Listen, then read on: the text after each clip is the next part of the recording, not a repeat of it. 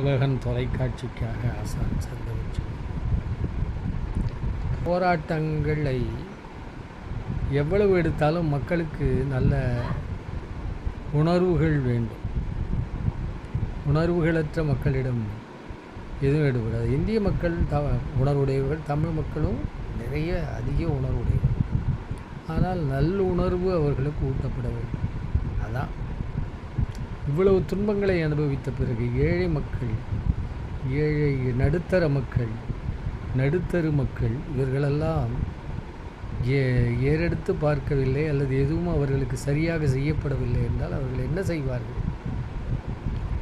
எதிரணிகள் ஆளுகின்ற, எதிர்கட்சிகள் ஆளுகின்ற இடங்களுக்கெல்லாம் எல்லாவற்றையும் குறைத்துவிட்டு தங்களுடைய ஆளுகின்றவர்களுக்கும் கொடுத்து அவர்களும் உருப்படாமல் இங்கே இருக்கிறவங்களையும் உருப்படாமல் அடிக்கிறதுல என்ன இருக்குது? எல்லாம் சமம், எல்லோரும் ஓர் நிலை, எல்லோரும் ஒரு குலம், எல்லோரும் ஓர் நிலை, எல்லோரும் இந்நாட்டு மக்கள் ஆம் என்று பாரதி முழக்கமிட்டாரே, அது நிறைவேற வேண்டும். அது இல்லாதவர்கள், ஏழைகளுக்கு செய்பவனே எனக்கு செய்பவன். இதை இயேசு மட்டுமல்ல, எல்லோரும் புத்தரும் சொல்லியிருக்கிறார், அதற்கு முன்பிருந்தவர்களும் சொல்லியிருக்கிறார்கள். எல்லோருமே அதைத்தான் சொல்லி கொண்டிருக்கிறார்கள். சித்தர்களும் சொல்லி கொண்டிருக்கிறார்கள்.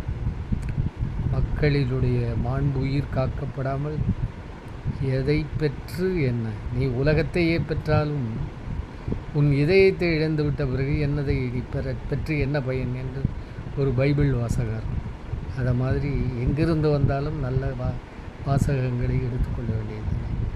புரிந்து கொள்ள வேண்டும் மக்கள், புரிந்து கொள்ள வேண்டும் தலைவர்கள். ஏனென்றால் அவர்களும் இந்த நாட்டினுடைய மக்கள் என்றே நாம் நினைக்க வேண்டியிருக்கும்.